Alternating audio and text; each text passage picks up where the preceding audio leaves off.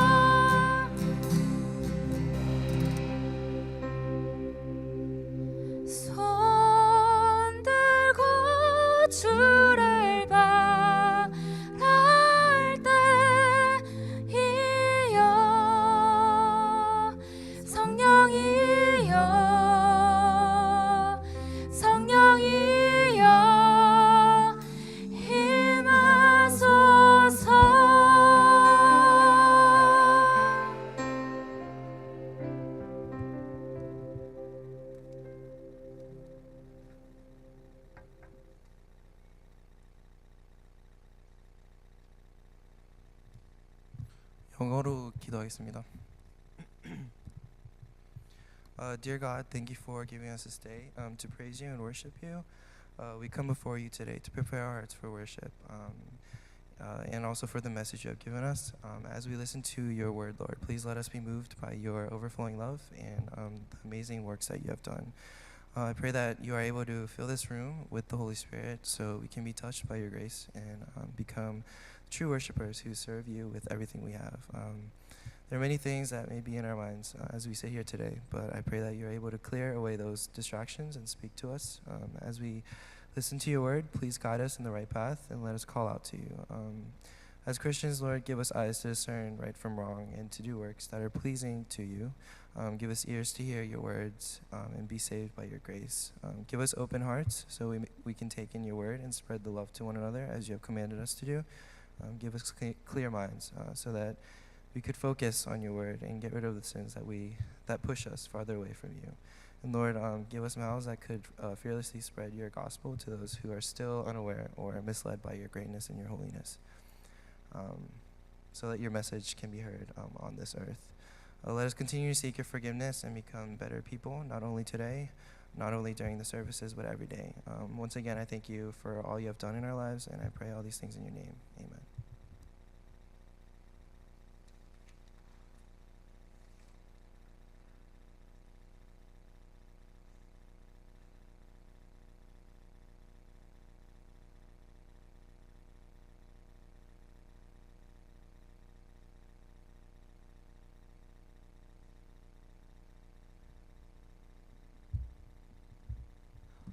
네. Thank you, Joe. Your English is pretty good. Yeah. 자, 오늘 성경 말씀 읽겠습니다. 요한 1서 2장 18절에서 20절 그리고 27절과 29절을 읽을 건데요. 요한 1서 2장 18절에서 20절 교독하겠습니다. 아이들아, 지금은 마지막 때라. 적그리스도가 오리라는 말을 너희가 들은 것과 같이 지금도 많은 적그리스도가 일어났으니 그러므로 우리가 마지막 때인 줄 아노라.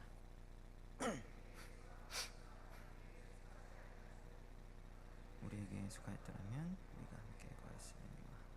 그들이 나간 것은 다 우리에게 속하지 아니하면 못하니라. 너희는 거룩하신 자에게서 기름 부음을 받고 모든 것을 아느니라. 아멘. 자, 27절에서 29절 함께 읽겠습니다. 27절 교독하겠습니다. 너희는 주께 받은 바 기름 부음이 너희 안에 거하나니 아무도 너희를 가르칠 필요가 없고 오직 그의 기름 부음이 모든 것을 너희에게 가르치며 또 참되고 거짓이 없으니 너희를 가르치신 그대로 주 안에 거하라.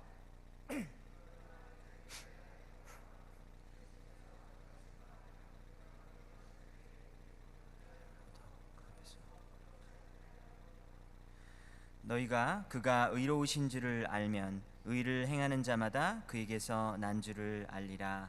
아멘. 네, 우리 옆에 있는 우리 친구들과 함께 인사 나누겠습니다. 우리 옆에 있는 친구들과 활짝 웃으면서 주님의 이름으로 환영합니다라고 인사하겠습니다.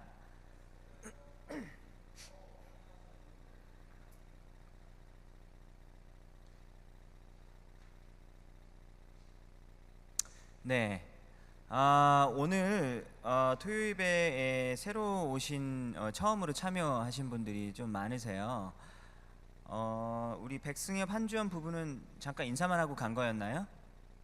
네, 없네요. 네, 오케이. 그 다음에 주혜도 정민이도 갔구나.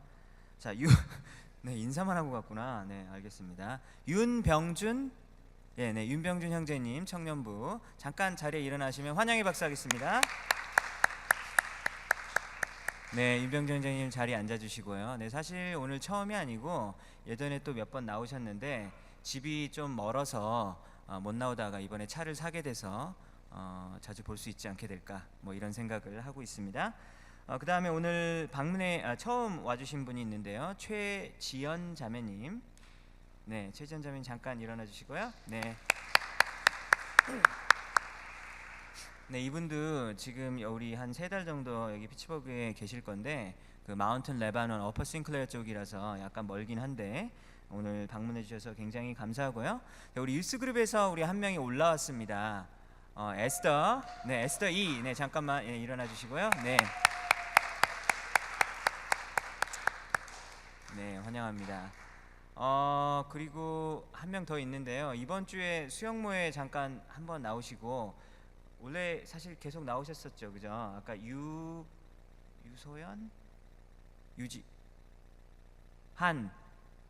한수연? 더 크게 해봐. 네, 우리 저기 잠깐 일어나 주시고, 네, 우리 박수. 네,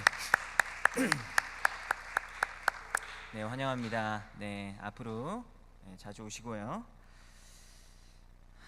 네, 오늘 요한일서 3번째 말씀입니다. 오늘은 적그리스도, 좀 약간 말이 무시무시하죠. 적그리스도에 대해서 또 공부를 하고 그리고 기름 부으심에 대해서 공부를 하도록 하겠습니다. 오늘 2장 18절을 먼저 보시면 2장 18절을 한번 같이 한번 볼게요. 성경책을 펼쳐 놓으시고 함께 보겠는데요. 2장 18절을 보면 이런 말이 있죠. 아이들아, 지금은 마지막 때라, 이렇게 돼 있습니다. 그래서 요한일서는 사도 요한이 기록을 했죠. 그렇죠? 사도 요한이 기록을 했는데 이 편지를 받는 대상을 보고 요한이 말하기를 사랑하는 자녀들아, 나의 사랑하는 자들아, 자녀들아, 이렇게 이야기를 하고 있는 거예요. 그래서 이미 예수 그리스도를 영접한 사람들, 믿는 사람들이라는 것을 알 수 있고, 사도 요한과의 관계는 아주 사랑의 관계다라는 것을 알 수 있습니다. 그런데 이들에게, 이 사랑하는 이들에게 당부를 하는데 지금은 마지막 때다라고 이렇게 말을 하고 있는 거예요. 그래서 영어로는 last hour 이렇게 얘기를 했어요. 마지막 때다라고 말을 합니다. 도대체 이 마지막 때는 언제인가? 제가 결론부터 그냥 말씀을 드리면, 이 마지막 때는 언제를 말하냐면, 예수님이 이 땅 위에 처음으로 인간의 육체를 입고 오신 때가 2000년 전이잖아요. 그죠?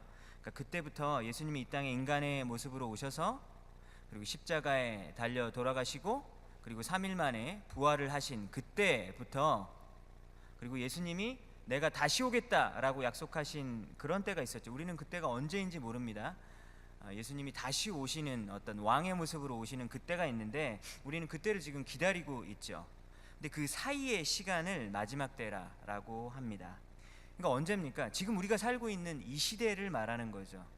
지금 우리가 살고 있는 이 시대를 마지막 때라고 성경은 말하고 있습니다. 근데 마지막 때라는 것에 여러 가지 특징이 있는데, 오늘 성경 본문 속에서 보여지는 이 마지막 때의 특징은 무엇이냐면, 적그리스도가 일어난다라고 말하고 있는 거예요.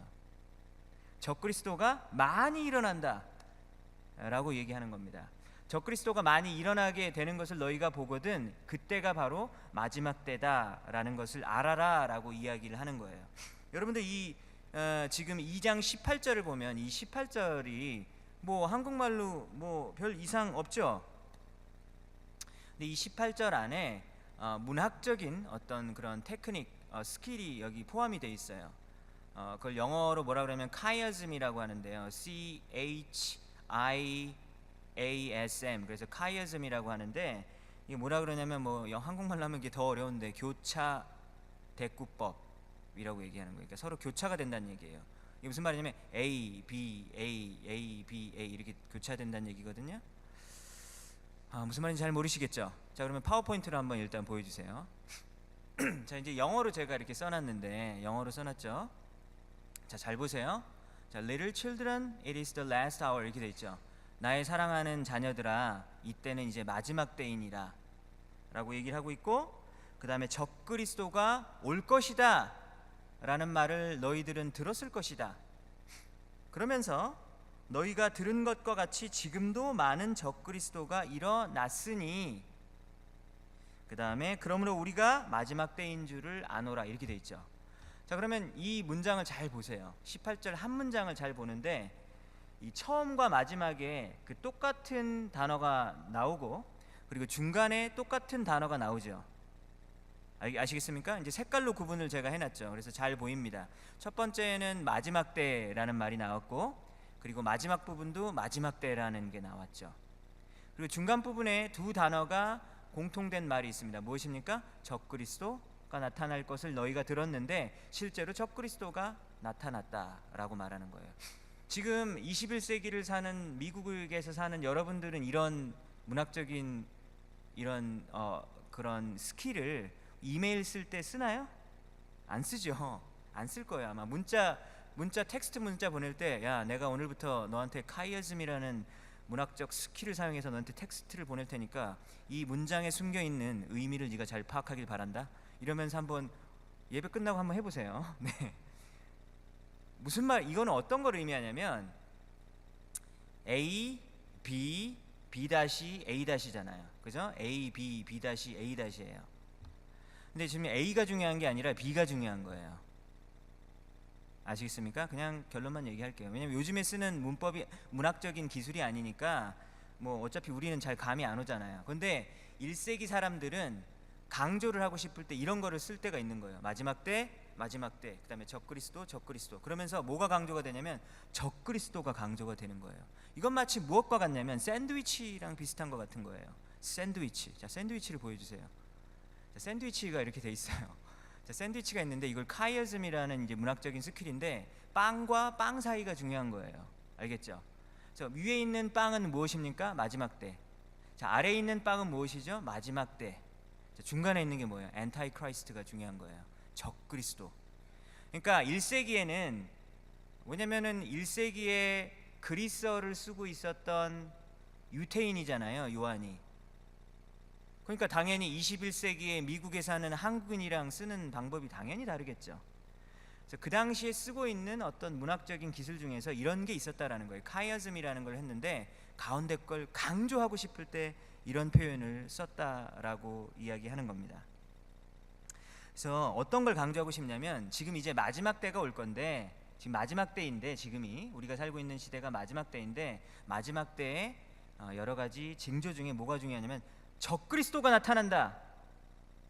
우리가 살고 있는 마지막 때에 적그리스도가 나타난다. 이게 중요하다라는 거예요. 마지막 때에 나타나는 일이 적그리스도가 나타난다라는 사실을 강조하기 위해서 이렇게 쓴 겁니다. 그래서 우리가 한국말로 볼 때는 잘 이게 안 보였는데 그 당시에 문학적인 스킬을 보니까 그게 강조가 된다라는 것을 우리가 알 수 있는 거예요. 우리는 이제 궁금한 점이 있죠. 그렇다면 적그리스도가 도대체 뭐길래 그렇게 강조를 하는 것일까? 오늘 설교에서 중요한 포인트 중에 하나가 적그리스도예요. 그러니까 적그리스도가 무엇인지를 알아야지 오늘 설교의 포인트를 놓치지 않는 것입니다. 적그리스도가 무엇인지는 오늘 성경 본문을 읽은 본문을 보면 잘 나와 있어요. 그런데 성경 본문을 잘 읽어보면 알 수가 있는데 사실 이 성경 구절이 해석이 이렇게 좀 잘못되어져 있었던 그런 경우가 꽤 많았었습니다. 사실 저도 제가 대학교 1학년 때 20년 전이죠. 20년 전. 네. 굉장히 오래 전인데 그때 들었던 설교가 아직까지 기억이 나는데 제가 다니고 있었던 교회 그리고 교단, 디노미네이션 교단이 있는데 그 교단에서 좀 큰 교회가 있었는데 그 교회에서 수양관, 그 리트리트 센터를 이렇게 건축을 완성을 한 거예요. 그래서 너무 감사해가지고 그래서 온 교회 여러 교회 사람들을 초청을 해가지고 건축 완공 기념 예배를 드린 거예요. 건축을 완성했다라는 거를 하나님께 감사드린 예배를 드려서 많은 사람들이 여러 교회에서 모였습니다. 근데 그때 목사님이 어떤 교단 장이었나 그럴 거예요. 그분이 오셔가지고 이제 설교를 하는데 계시록을 설교를 하셨던 것 같아요. 근데 이제 이 적그리스도라는 이 단어가 사도 요한만 쓰는 단어거든요. 이 적그리스도를 어떤 하나 단수로 보는 거예요. 싱글러 나운으로 봐가지고 그리스도를 대적하는 무서운 단체나 사람이 올 것이다.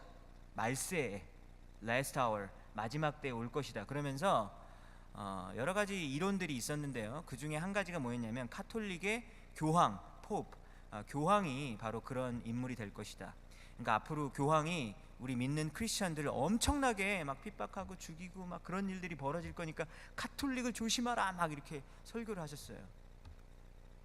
그분의 설교 스타일은 목소리를 너무너무 크게 하셔가지고 막 스피커가 찢어질 것 같은 거예요. 막 이렇게 하면 마귀 쉐까잘 막 이러면서 설교를 하셨으니까 제가 아직까지 기억을 하겠죠. 20년 후에도 그런 스타일이었어요. 그래서 그분이 스피커를 몇 개를 부셨네 이런 게 전설같이 전해지는 어떤 그런 목사님이었거든요.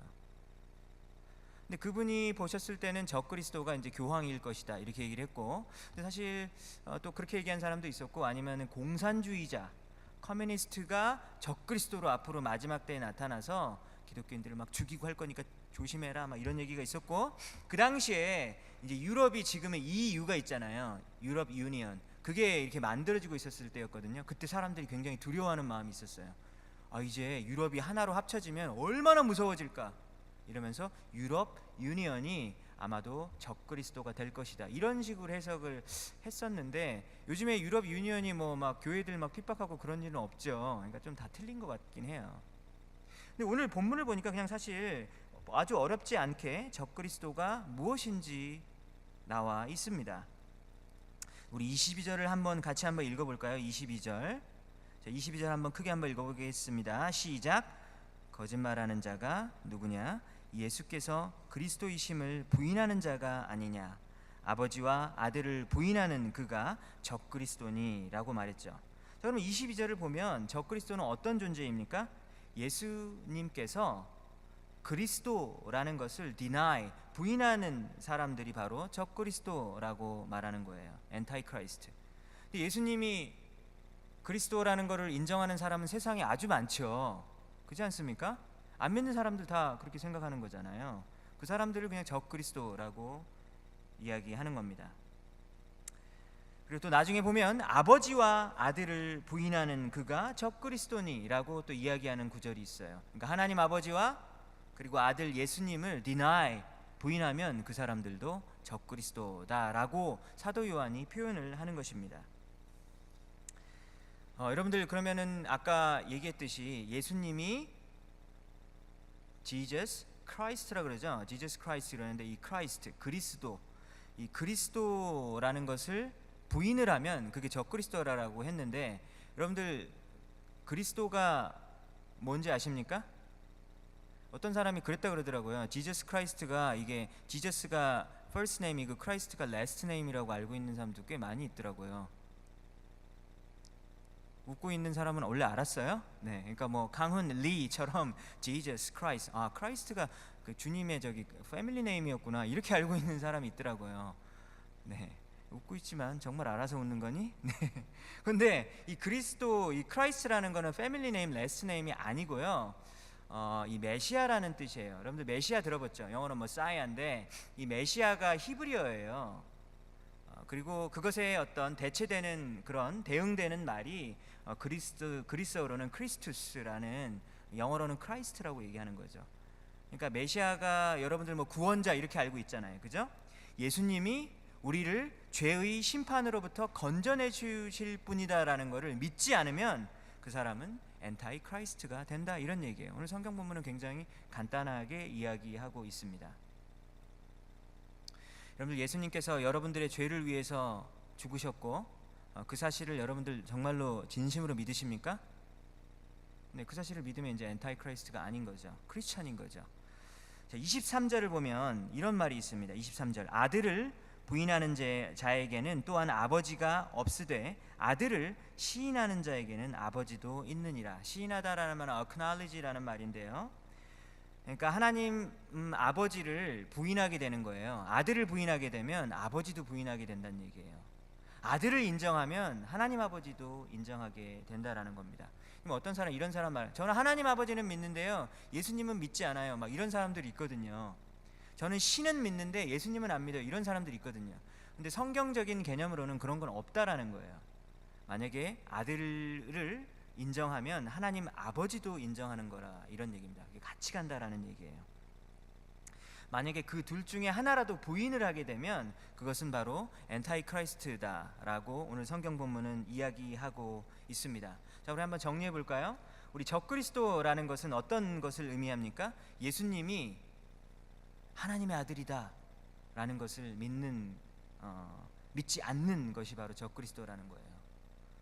또 무엇입니까? 예수님이 완전히 사람으로 오셨다라는 것을 부인하게 되면 그것도 적그리스도다라고 이야기하는 거예요. 근데 이 예수님이 완벽하게 사람이었다라는 말은 사실 요한 1서에 나오는 것이 아니라 요한 2서에 나옵니다. 오늘 그 성경 구절은 찾아보지 않겠습니다. 여러분들 좀 교회를 오래 다녔으면 이런 말을 들어보셨을 거예요. 예수님의 신성과 그리고 인성이 있다, 이런 말 들어보셨을 거예요. 예수님의 신성은 뭐냐면 divinity를 말해요. 예수님의 신적인 어떤 nature. 예수님의 인성이 무엇입니까? 예수님의 humanity예요. humanity of Jesus. 예수님의 진짜로 예수님이 인간이셨다. 막 꼬집으면 아프고 음식을 안 먹으면 배가 고프고, 예수님이 응애 어렸을 때 막 기저귀를 차야 되고. 하나님이 무슨 기저귀를 차요? 아니잖아. 아닐 것 같잖아요. 그런데 예수님이 진짜 인간이셨다면 진짜 어렸을 때에는 인간의 케어를 받았을 것이다. 예수님이 로마 병정들에 의해서 채찍을 맞을 때 정말로 피부가 뜯겨져 나갈 때 막 피가 철철 나고 정말로 아프셨다라는 것을 믿는 것이 중요하다라는 것이죠. 왜냐면 어떤 사람들, 이단 중에서 어떤 사람들이 있냐면 예수님은 신이시기 때문에 인간의 어떤 그런 것들이 정말로 존재하는 것은 아니다라고 하는 사람이 있기 때문입니다. 여러분 이거 다 아는 얘기 같지만 이거 굉장히 중요한 얘기예요. 예수님에 대해서 분명한 신앙 고백을 하지 않고 예수님이 어떤 분인지에 대한 성경적인 이해가 없을 때 그리스도에 반대하는 자가 된다라고 오늘 성경 본문은 말하고 있기 때문입니다. 예수님이 하나님이심을 온전히 믿고, 그리고 예수님이 사람이셨음을 확실히 믿는 것이 굉장히 중요하다라는 것이죠. 최근 2주, 3주 전에 저에게 이메일이 왔는데요. 모르는 사람에게 이메일이 온 거예요. 근데 그 제목을 보니까 사랑하는 형제에게 이렇게 온 거예요. 그래서 누구지? 날 사랑하는 형제가 누굴까? 너무 궁금한 거예요. 근데 이걸 열어보면 이제 스팸으로 해가지고 내 컴퓨터가 바이러스에 걸릴 수도 있잖아요. 그래서 열까 말까 하다가 그냥 열어봤어요. 열어보니까 사랑하는 형제가 진짜 보냈더라고요. 근데 잘 보니까 이게 좀 이상한 거예요. 보니까 딱 신천지 같은 느낌이 들었었어요. 이 신천지 제가 몇 주 전에도 얘기를 했죠. 이제 보니까 신천지 성도 딱 맞아요. 신천지 성도가 저에게 이메일을 보낸 거예요. 그래서 제가 쭉 읽어본 다음에 뭐 성경은 이런 겁니다 하고 막 저한테 막 이렇게 가르쳐 주려고 하더라고요. 그래서 이거를 그냥 스팸 설정을 할까 말까 하다가 제가 답장을 했어요. 근데 여러분은 답장하지 마세요. 답장하지 말고, 왜냐면 이게 이단이랑 내가 한번 막 디베이트 해가지고 내가 이기고 싶은 그런 마음이 사실 우리에게 있거든요. 근데 혹시 본인이 아직 준비가 좀 안 돼 있거나 그러면 그냥 하지 마세요. 왜냐면 거기 설득당해가지고 목사님 저 이제 교회에 그만 나올 거예요. 그러니까 왜? 저 신천지 갈 거예요. 막 이럴 수 있거든요. 그러니까 그냥 답장하지 말고 위험 괜히 장난하지 마시기 바랍니다. 하지만 저는 너무 약간 이렇게 내 이메일 주소를 어떻게 알았을까? 어떻게 알았을까요? 홈페이지에 내 이메일 주소가 있거든요. 그러니까 그걸 보고 아마 했겠죠? 왜냐면 신천지의 특징이 뭐냐면 신천지는 절대로 전도하러 밖에 나가지 않아요. 신천지는 전도를 하러 불신자에게 다가가는 것이 아니라 교회에서 교회를 잘 다니고 있는 사람들에게 자꾸 접근을 하는 거예요. 아주 못돼 먹었죠. 열심히 딴 사람들 전도해가지고 교회 왔는데 그거 쏙 빼가려고 아주 못된 사람들이에요. 그래서 제가 이렇게 이메일을 적었어요. 저는 아시다시피 이강원 목사라고 합니다. 이메일 쓰는 분은 누구십니까? 서로 인사라도 나누고 이메일을 주고받는 게 맞을 것 같아요. 이렇게 제가 보냈어요. 그래서 성경을 믿으시는 분이실 텐데, 이제 제가 질문을 했어요. 성경을 믿으시는 분이실 텐데, 왜냐면 저한테 막 설교를 했거든요. 성경을 믿으시는 분일 텐데, 여러분 신천지의 교주가 누군지 알아요? 이만희 씨라는 분이에요. 이만희라는 아저씨인데 그분이 굉장히 열광적으로 그들은 추종하는 사람이죠. 성경을 믿으시는 분일 텐데 이만희 씨가 하나님의 아들 구세주로 생각하는 성경적인 근거는 무엇인가요? 라고 제가 이메일을 보냈어요. 그러니까 저한테 답 메일을 보내줬어요. 한 이틀 후에 보내주더라고요. 존경하는 목사님, 저에게 보내줬어요. 저는 성경을 기준으로 신앙하는 하나님의 자녀인 신천지 성도입니다.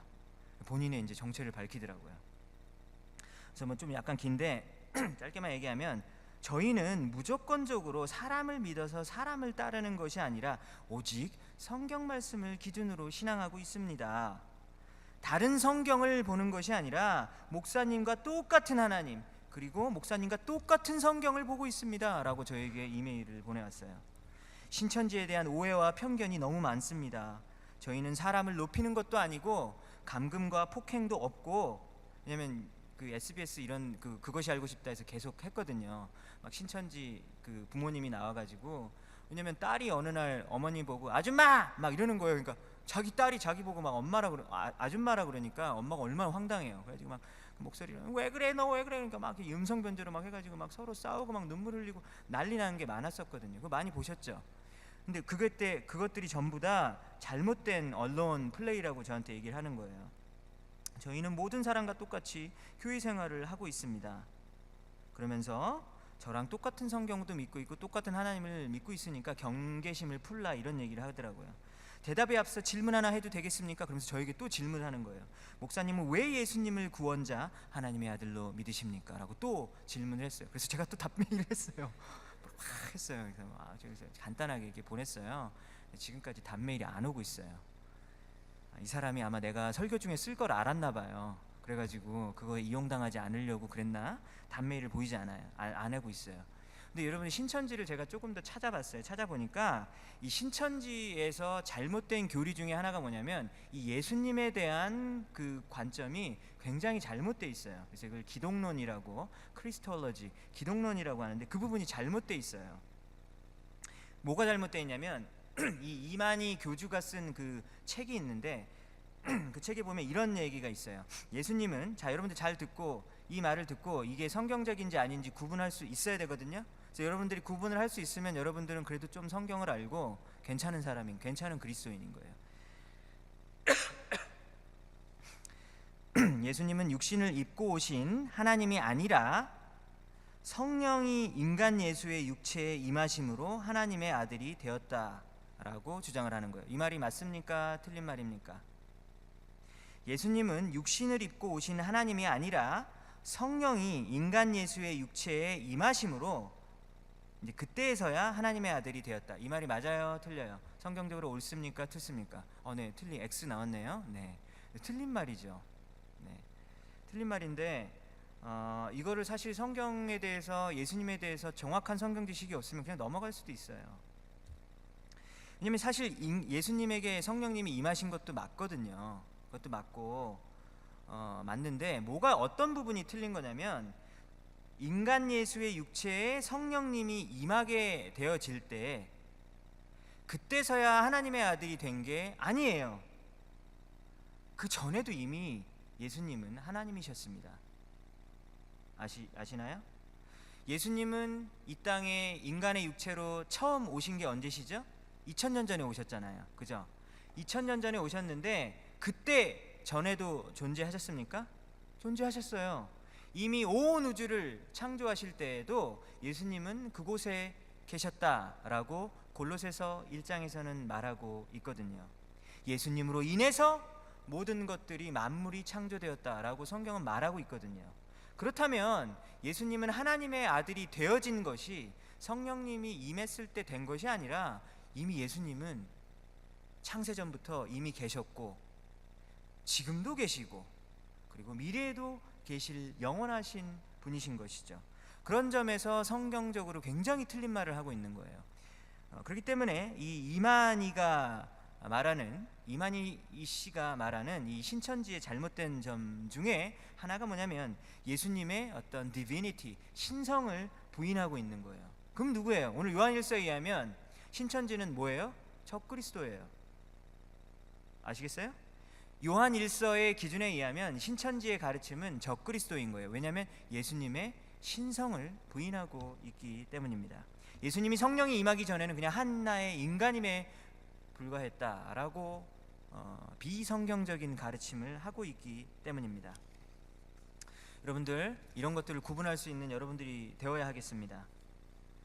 성경을 공부하고 읽고 말씀으로 무장하는 여러분들이 되어야 되는 거예요. 성경 말씀을 공부하고 그리고 읽고 성경을 묵상하고 연구하는 여러분들이 되어야 하는 거예요. 왜 그렇습니까? 이 세상에서 하나님의 자녀들을 잘못된 길로 인도하기 위해서 이러한 악한 영향력들이 계속해서 우리 주변에 있기 때문이에요.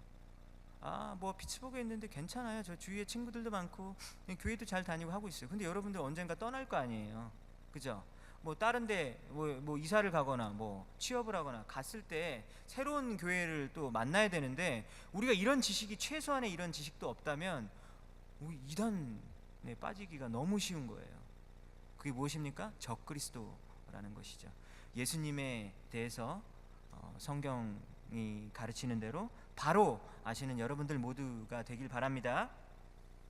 그래서 우리 마음 가운데 두려운 마음이 생길 수 있어요. 어떡하지? 나 성경 진짜 모르는데 어떡하지? 이런 마음 들 수 있잖아요. 근데 그런 두려움 가운데 거할 필요는 없어요. 우리가 두려워할 필요는 없습니다. 왜냐하면 우리를 잘못된 길로 가는 것을 막아주시는 분이 계세요. 우리 20절을 함께 읽어봅시다. 20절. 자, 요한 1서 2장 20절 우리 한번 큰 목소리로 한번 읽어볼까요? 시작. 너희는 거룩하신 자에게서 기름 부음을 받고 모든 것을 아느니라 라고 말하고 있습니다. 여러분 여기서 거룩하신 자는 하나님을 말하는 거예요. 하나님이 우리 믿는 자들에게 기름을 부어 주었다. 이게 뭔 소리야? 하나님이 언제 나한테 식용유를 부으셨나? 이런 생각이 들 수 있을 거예요. 왜 하나님이 나한테 식용유를 부으셨지? 그건 미끌미끌하고 나 싫어하는데 이런 생각이 들 수 있잖아요. 이게 뭔 말인가 싶을 거예요.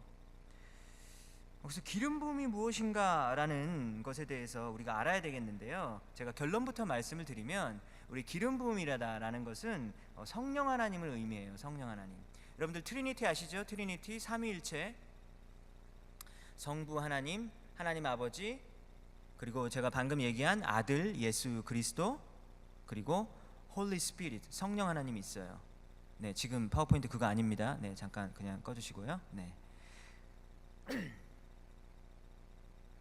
그래서 이 기름 부음이다라는 거는 성령님을 가리키는 거예요. 자, 우리 한번 27절을 한번 읽어볼까요? 27절 한번 크게 한번 읽어보겠습니다. 시작. 너희는 주께 받은 바 기름 부음이 너희 안에 거하나니 아무도 너희를 가르칠 필요가 없고 오직 그의 기름 부음이 모든 것을 너희에게 가르치며 또 참되고 거짓이 없으니 너희를 가르치신 그대로 주 안에 거하라.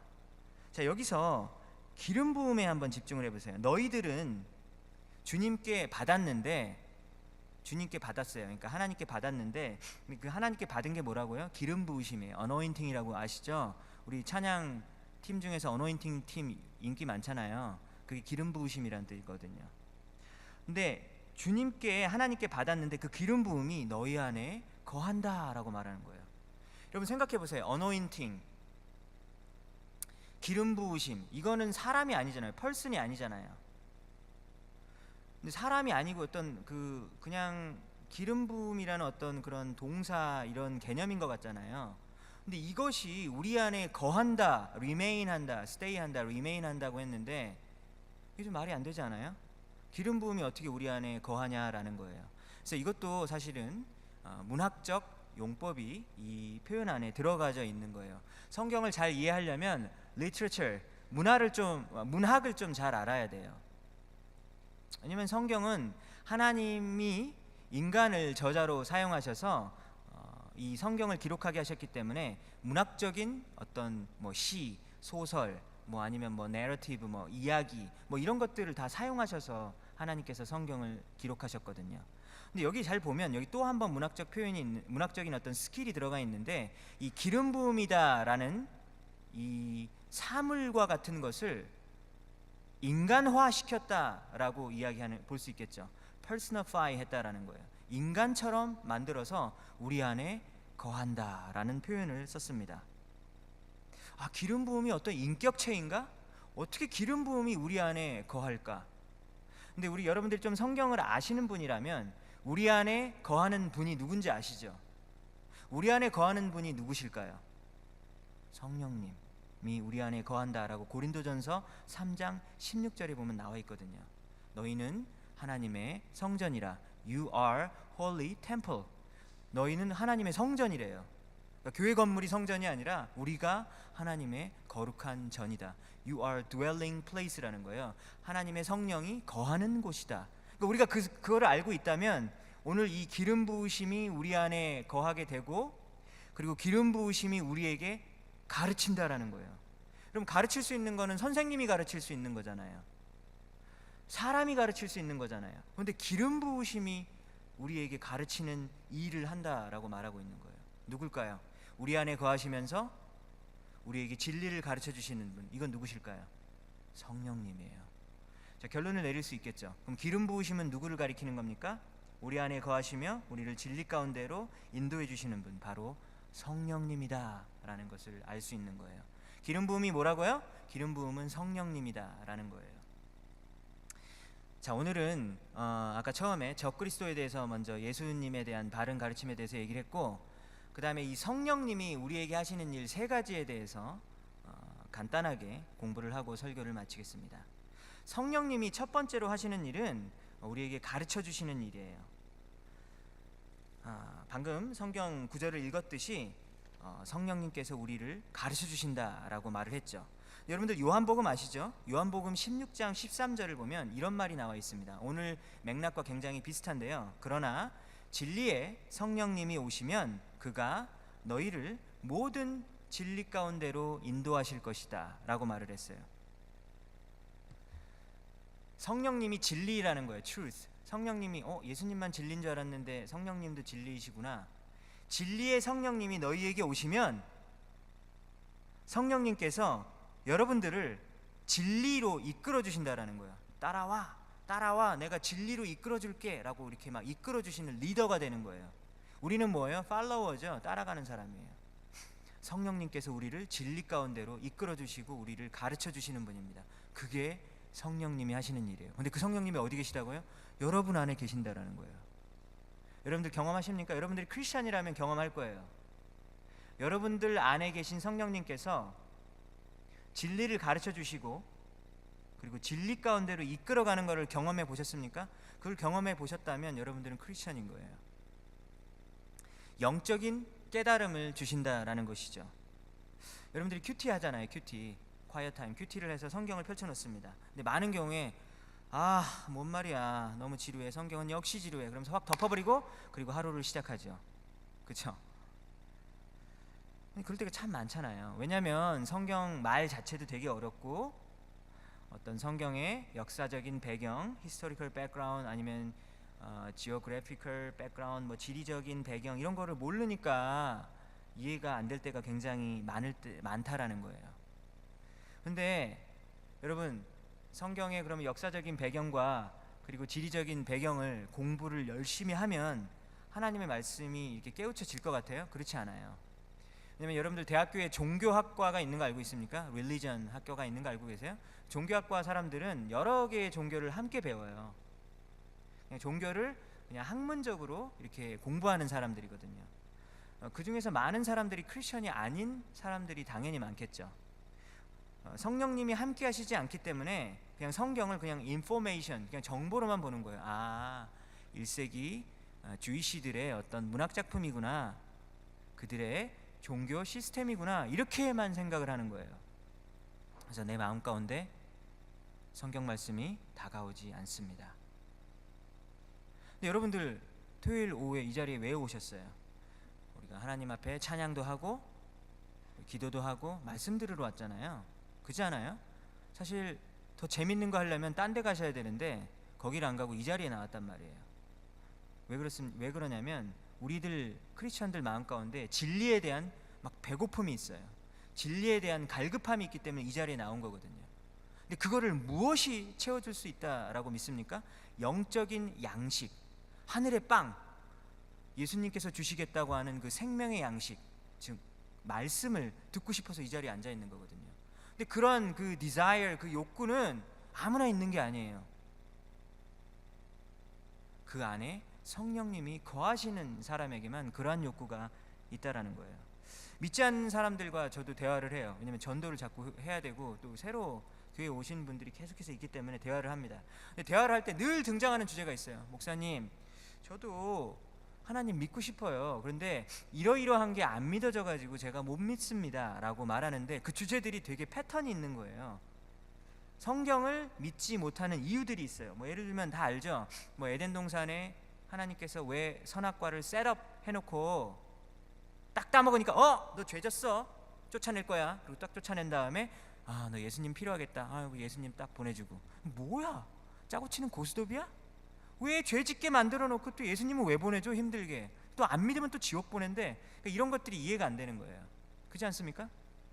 아니 그러면 처음부터 선악과를 그냥 없애고 그냥 유혹 자체를 없애버리든지 왜 놔둬가지고 그냥 덫같이 트랩을 딱 설치한 다음에 딱 물면 그냥 내 죄인이야 막 그리고 원죄라 그러고 막 자범죄라 그러고 막 예수님 보내줘야 되고 얼마나 골이 아파요.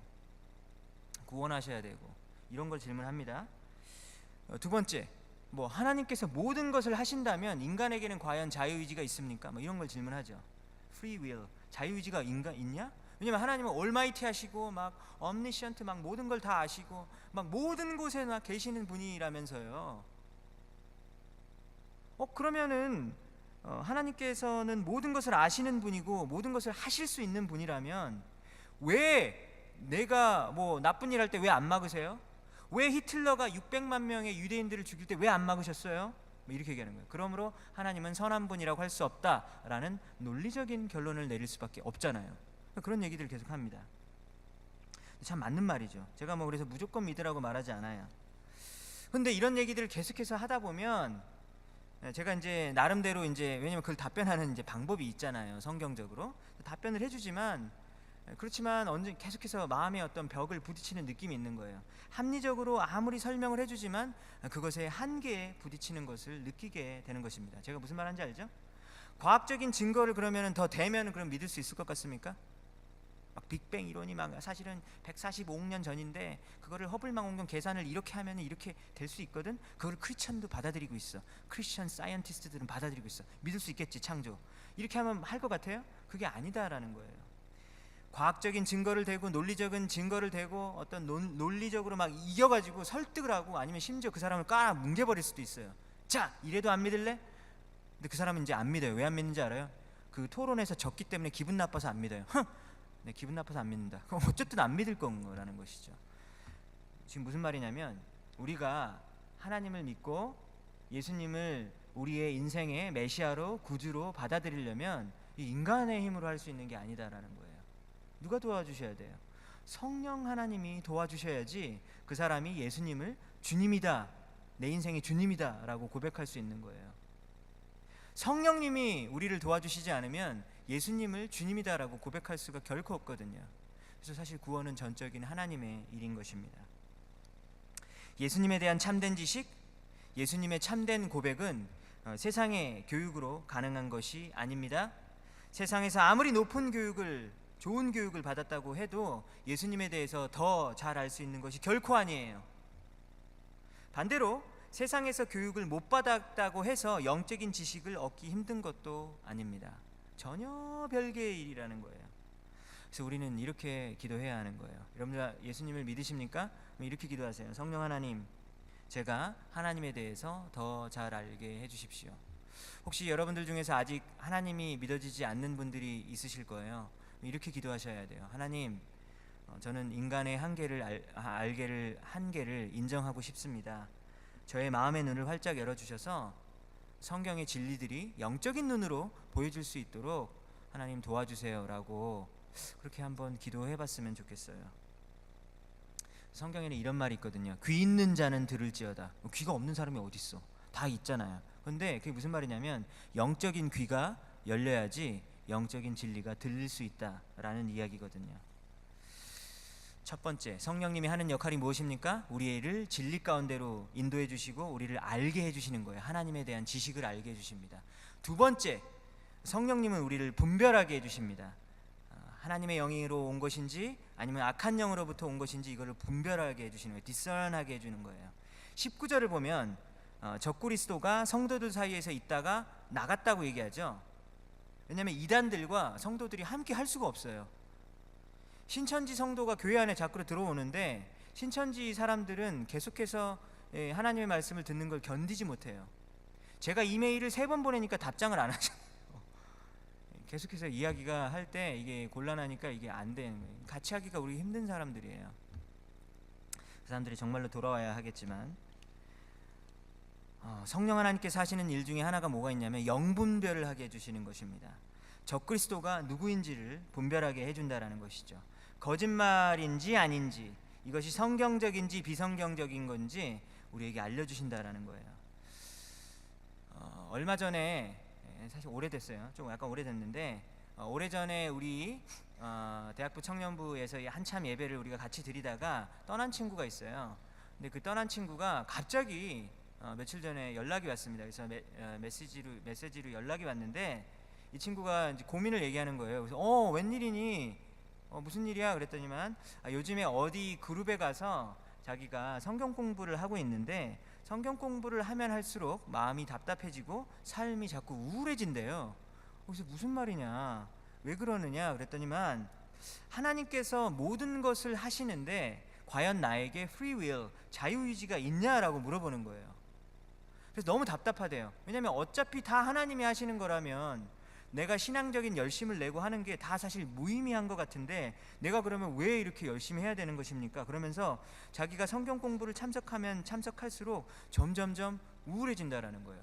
그래서 그러냐? 그러면 어디서 만난 사람들이냐? 그랬더니 어떻게 아는 사람을 통해서 성경 공부 같이 할래요? 라고 해서 성경 공부하고 싶다고 해가지고 들어갔다라는 거예요. 굉장히 위험하죠? 굉장히 위험합니다. 그래서 여러분들이 혹시 어디 가서 성경 공부 이 교회 밖에서 할 거면 꼭 저한테 물어보셔야 돼요. 여기 가서 성경 공부해도 되겠습니까? 제가 여러 명한테 지금 벌써 예스 노를 대답한 사람들이 있어요. 우리 지금 이 안에도.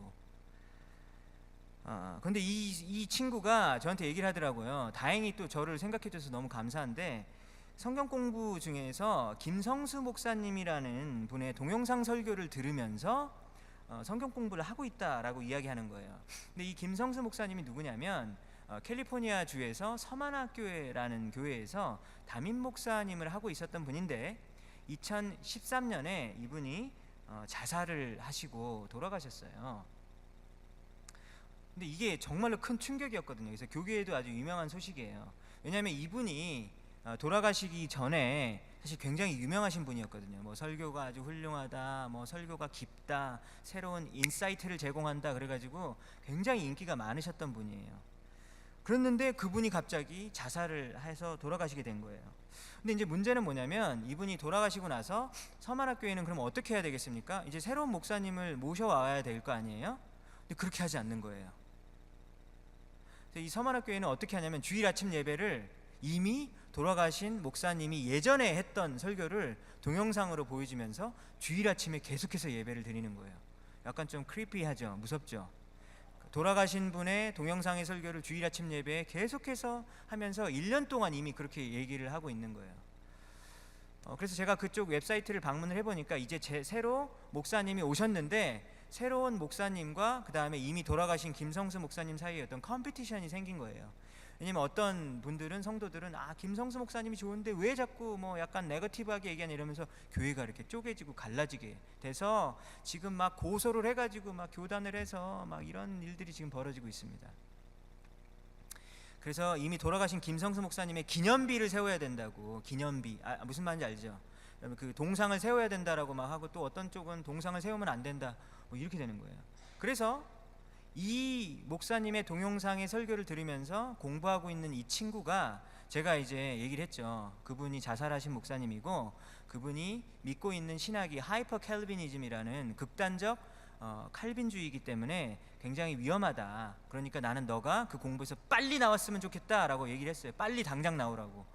근데 이 친구가 약간 곤란해하더라고요. 이제 이미 좀 친해졌는지 못했는지 좀 곤란해하더라고요. 그래서 제가 빨리 나오라고 얘기를 했는데 대답이 없길래 약간 걱정하고 그냥 기도만 했어요. 그래서 한 주가 지나고 나서 다시 물어봤죠. 너 요즘에 계속 다니고 있니? 나왔니? 라고 얘기하니까 이 친구가 거기서 나왔다고 얘기하더라고요. 다행히. 그래서 왜 나오게 됐냐 그랬더니만 자기가 모임 중에 이렇게 얘기를 했대요. 김성수 목사님 약간 경계해야 되지 않나요? 라고 그런 말을 한 거예요. 그랬더니만 그분들이 너 다음부터 나오지 마 이렇게 얘기했대요. 그러니까 약간이라도 비난을 하면 너 다음부터 이 모임 나오지 마 이렇게 해가지고 그냥 거의 쫓겨난 거예요, 사실은.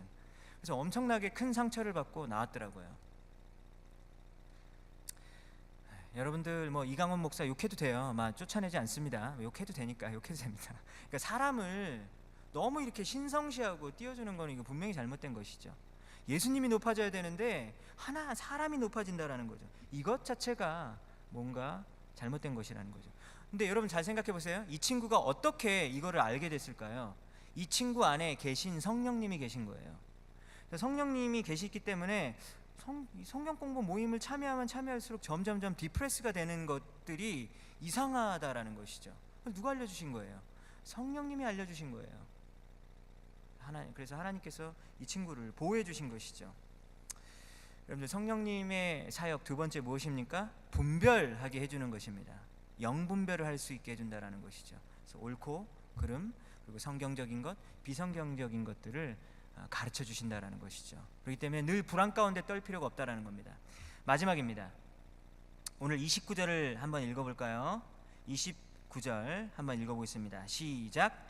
너희가 그가 의로우신 줄을 알면 의를 행하는 자마다 그에게서 난 줄을 알리라. 자, 오늘 성경 본문을 보니까 성령 안에 거하라 라고 말을 했어요. 성령 안에 거하라. 그리고 예수님이 다시 오실 때 그때 부끄럽지 않는 삶을 살 수 있어야 된다라고 말하는 거예요. 근데 우리가 어떻게 하면 의로운 일을 할 수 있습니까? 우리 안에 선한 것이 없는데 우리 안에 선한 것이 없는데 어떻게 우리가 선한 일을 할 수 있냐라는 것입니다. 여러분들이 만약에 크리스찬이라면 여러분들 안에 성령님이 거하신다면 매일매일의 삶 가운데서 이 마음 속에서 영적인 전쟁이 벌어질 거예요. 무슨 말이냐면 선한 일을 하고자 하는 마음과 그리고 그냥 즐기고 편하게 살고 그리고 유혹에 넘어가려는 이 두 가지 목소리가 늘 싸우고 있을 거예요. 그래서 사도 바울은 그래서 로마서에서 이렇게 얘기합니다. 자기 자신이 너무 안타까운 거예요. 오호라 곤고한 자여, 오 나는 참으로 불쌍한 자로다. 왜 불쌍한 자예요? 마음은 착한 일을 자꾸 하고 싶고 하나님께서 원하시는 거룩한 일을 자꾸 하고 싶은데 그 뜻대로 되지 않는 거예요. 자꾸만 죄를 짓는 거예요. 어떤 친구가 자꾸 미운 거예요. 별일 안 했는데 자꾸 미워. 신경이 거슬려요. 이거 하나님의 마음입니까? 아니면은 사탄 마귀의 마음입니까? 이거 하나님의 마음은 아니잖아요. 근데 우리 마음 가운데서 자꾸 그런 마음이 드는 거예요. 그래서 막 싸우는 거예요. 아니야, 이 정도는 내가 용서해 줄 수 있잖아. 왜 자꾸 이런 거를 내가 꼬투리 잡고 자꾸 미워할까? 이 전쟁이 마음속에서 벌어지고 있다라는 겁니다. 그래서 로마서 7장 23절에 보면 내 몸속에는 내 이성의 법과 대결해서 싸우고 있는 또 다른 법이 있다라는 것을 내가 알고 있습니다. 그 법은 나를 지금 사로잡아서 내 몸속에 있는 죄의 법의 종이 되게 해준다. 이렇게 얘기하는 거예요. 그러니까 내 마음에 하나님의 생각과 그리고 죄의 생각이 막 싸우고 있다라는 것을 말하고 있는 거예요. 여러분, 우리가 크리스찬이기 때문에 우리가 날마다 우리 마음속에서 어떤 마음이 있어요? 하나님, 오늘보다는 내일 더욱더 예수님과 닮은 사람이 되고 싶어요. 이런 마음의 손들 다 있죠? 있잖아요. 하나님, 제가 계속해서 죄 짓고 있는데요, 죄 안 짓고 싶어요. 죄 안 지어야지. 막 거울을 보고 막 3번씩 외치면 죄를 안 짓게 됩니까? 또 죄를 자꾸 짓게 되잖아요. 왜냐면 이건 영적인 전투이기 때문이라는 것이죠. 그래서 우리가 의를 행할 수 있게, 그래서 practice righteousness라고 표현했어요. practice righteousness. 하나님께서 우리에게 선한 마음을 주십니다. 근데 이 선한 마음을 실제로 행동으로 실천을 하려면 이 하나님이 도와주셔야 되는 거예요. 하나님의 인도함을 받아야 되는 거예요. 우리 안에 있는 성령 하나님의 인도함을 받아야 된다라는 것입니다. 그럼 어떻게 하면 성령 하나님의 인도함을 받을 수 있을까요? 어떻게 우리가 주님께서 원하시는 삶을 살아갈 수 있을까요? 실천사항 하나를 여러분들에게 말씀드릴게요. 여러분들 바쁜 거 알아요. 나도 바쁘고 여러분도 바빠요. 바쁘죠? 많이 바쁠 거예요. 근데 바쁠 때 우리 크리스천들은 그냥 바쁜 그 스케줄대로 내 삶을 거기다 그냥 맡겨두면 안 돼요. 바쁘지만 멈춰서야 돼요. 영적으로 이상 신호가 오면 멈춰서야 돼요. 무조건 멈춰서서 가만히 있어요. 가만히. 그래서 나의 상태를 점검해 봐야 됩니다. 그리고 나서 묵상을 하세요.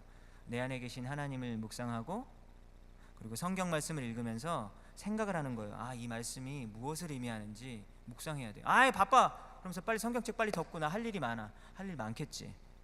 왜 바빠요?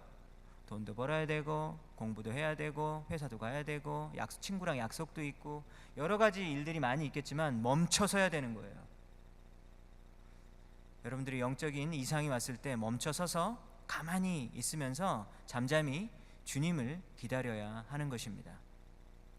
이 바쁜 사회 속에서, 이 스피드가 정말 중요한 이 사회에서 이걸 하기가 너무 어려워요. 이건 세상에 반대로 가는 거예요. 세상에 반대로 갈 때 예수님 쪽으로 향한다라는 사실 여러분들 기억하시기 바랍니다. 여러분들 가만히 있을 때 그럼 가만히 있을 거예요. 그럼 가만히 앉아서 기도도 하고 하나님을 잠잠히 기다리는 거예요. 그럼 어떤 일이 벌어질까요? 하나님께서 여러분들에게 말씀하세요. 하나님께서 여러분들에게 마음의 확신을 주신다고요. 근데 그거를 믿어야 돼요. 근데 그거를 믿지 않고 막 계속 왔다 갔다 분주하게 사는 거예요. 근데 하나님은 우리에게 말씀하시는 하나님이시거든요.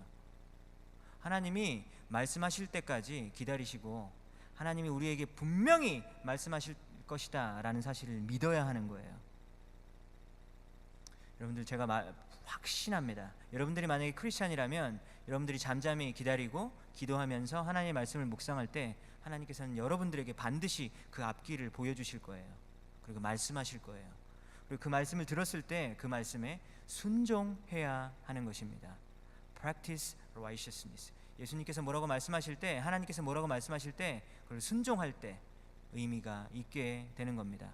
어차피 순종 안 할 거면 왜 들으려고 합니까? 말이 안 되는 것이죠. 오늘 말씀을 마치도록 하겠습니다. 오늘 우리 크게 2가지를 배웠죠. 첫 번째, 무엇에 대해서 배웠습니까? 적그리스도에 대해서 배웠죠. Antichrist. 적그리스도는 무엇입니까? 예수님의 신성과 인성을 부정하는 자라들이라고 했습니다. 우리는 예수님에 대해서 마치 잘 알고 있는 것 같이 생각할 수 있을지 모르지만 많은 이단들과 잘못된 가르침들이 굉장히 강한 이 시대에 살고 있을 때 우리가 예수님에 대해서 바로 알아야 되는 거예요. 근데 그 예수님에 대해서 바로 알게 해주시는 분이 바로 우리 안에 있는 기름 부으심 성령님이다라는 것입니다. 성령님은 우리를 진리 가운데로 이끌어 주시고 가르쳐 주시고, 그리고 우리에게 잘못된 것과 잘된 옳은 것을 구분하게 해주시고, 그리고 우리를 의로운 일을 할 수 있도록, 행할 수 있도록, 순종할 수 있는 힘을, 능력을 여러분들에게 허락하실 것입니다. 그래서 여러분들 오늘 이 말씀을 듣고 우리 성령님에 의해서 인도함을 받는 여러분들 모두가 되시기를 주님의 이름으로 축원합니다. 우리 다 같이 자리에 일어나셔서 허무한 시절 지날 때 우리 찬양할 텐데요. 우리 찬양팀 풀 세션으로 다 같이 나와서 우리 한번 찬양했으면 좋겠어요. 다 나오셔서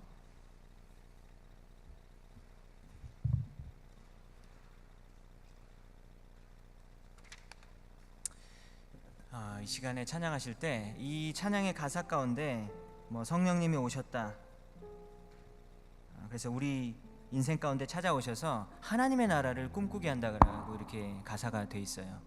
그래서 여러분들 안에 성령님이 계신다면 여러분들의 인생을 살아갈 때 하나님이 주신 꿈을 꾸게 될 거거든요. 그리고 하나님이 주신 목표와 목적을 향해서 달려가는 그 마음속에 소망을 주실 거예요. 여러분들 그것을 간절히 사모하면서 이 시간에 찬양할 때 하나님, 제가 제발 제 고집대로 사는 것이 아니라 하나님이 원하시는 대로 살아갈 수 있는 제가 되게 해주십시오 라는 마음으로 이 시간 우리 다 같이 찬양하겠습니다.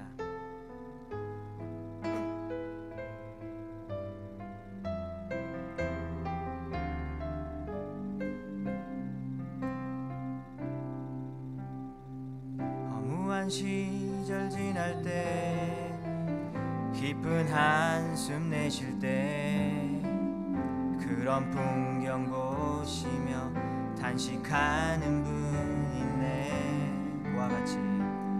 그와 같이 너희를 버려두지 않으리. 내가 너희와 영원히 함께하리라. 성령이 오셨네. 성령이 오셨네. 성령이 오셨네. 내 주에 보내신 성령이 오셨네. 우리 인생 가운데 친히 찾아오셔서 그 나라 꿈꾸게 하시네. 우리 한 번 더 찬양하겠습니다. 허무한 시절 지날 때, 허무한 시절 지날 때, 깊은 한숨 내쉴 때, 그런 풍경 보시며 단식하는 분 있네. 그와 같이 너희를 버려두지 않으리.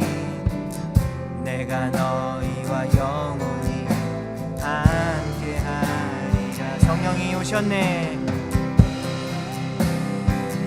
성령이 오셨네. 성령이 오셨네. 내 주에 보내신 성령이 오셨네.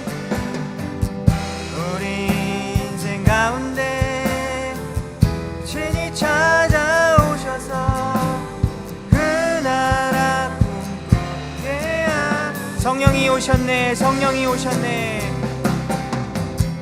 성령이 오셨네. 성령이 오셨네. 내 주에 보내신 성령이 오셨네. 우리 인생 가운데 신이 찾아오셔서 그 나라 꿈꾸게 하. 성령이 오셨네. 마지막으로 찬양하겠습니다. 성령이 오셨네. 성령이 오셨네.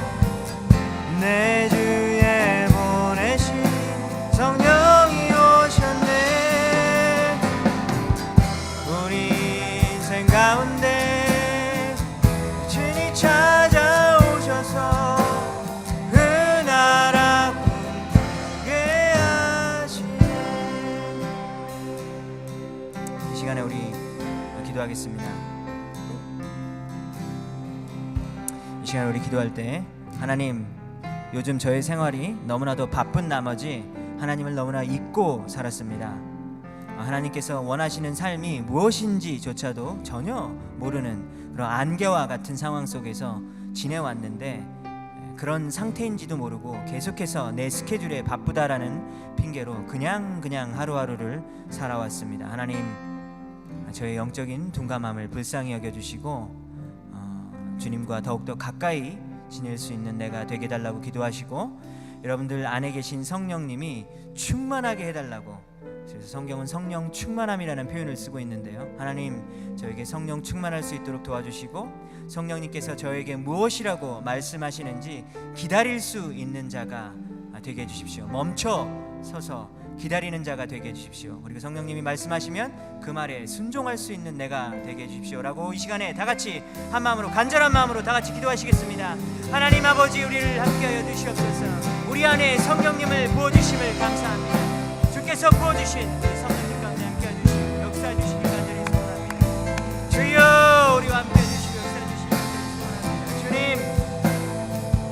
주님, 이 시간 가운데, 이 자리 가운데, 주의 영광 가운데 거하게 하여 주시옵소서. 하나님, 우리가 주님을 부르시고 나아갑니다. 아바, 아버지라고 부르짖으며 나아가길 소원합니다. 성령님, 우리를 채워주시옵소서. 오 하나님 아버지, 우리를 하나님의 영으로 가득 채워주시길 간절히 소원합니다. 주여, 우리에게 말씀하여 주시옵소서. 우리에게 말씀하여 주시옵소서. 우리가 듣겠나이다. 우리에게 영적인 길을 열어주시길 간절히 소원합니다. 주님, 우리의 마음 가운데서 진정으로 하나님을 사모할 수 있는 마음으로 가주시고, 주여, 우리에게 성령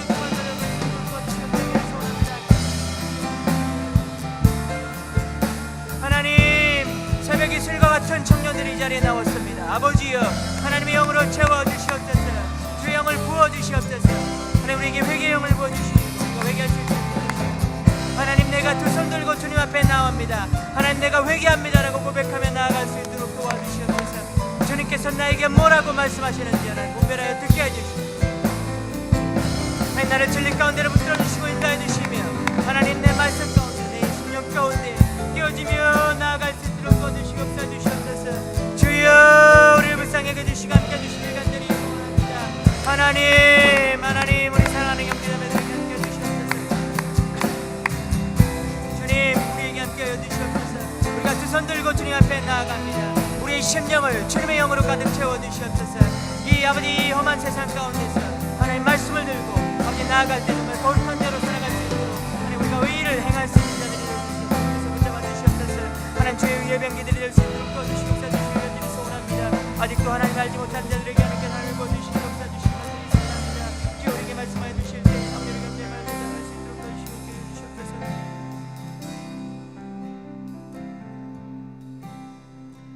성령이 오셨네, 성령이 오셨네, 내 주에 보내신 성령이 오셨네. 우리 인생 가운데 친히 찾아오셔서 그 나라 꿈꾸게 하시네. 우리 한 번 더 찬양하겠습니다. 성령이 오셨네, 성령이 오셨네, 성령이 오셨네, 내 주에 보내신 성령이 오셨네. 우리 인생 가운데 친히 찾아오셔서 그 나라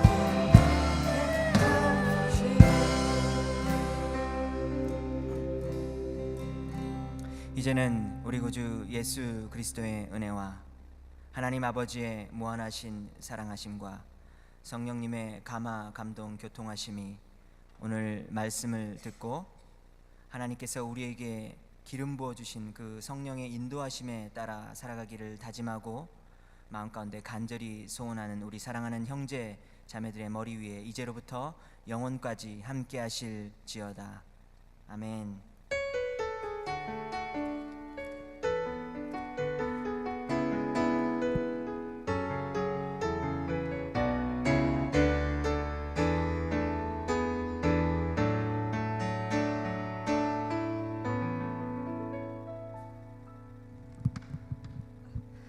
광고하겠습니다. 오늘 예배 처음 오신 분들은 진심으로 환영합니다. 예배 후에 로비에서 이강훈 목사님을 잠깐 만나주시면 감사드리겠습니다. 6월에서 8월까지 교회에서 점심 식사가 제공이 안 됩니다. 근데 머핀과 수박 등의 간식이 지하 식당에 준비되었으니 함께 먹거나 밖에 식당에서 함께 점심을 먹었으면 좋겠습니다. 우리가 예배 전에 하나님의 은혜가 함께 해달라고 매주 토요일 5시 베이비룸에서 같이 기도하는데 누구나 환영하니까 많이 와주세요.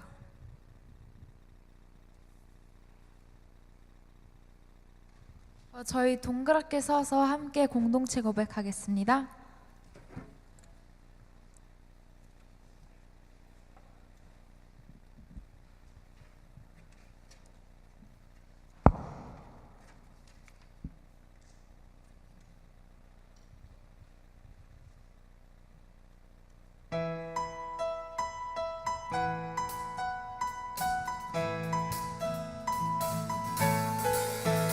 우리 걸어가는 이 길은 결코 처음 밟는 길은 아니야. 수천 년 동안 온 땅 곳곳에서 주님 따르는 적이 있으니 우리 걸어가는 이 길이 낯설고 두려워 보일지라도 삶의 무게를 들고 흘러들어오는 주님 부활의 생명을 봐. 우리 함께 손잡고 가세.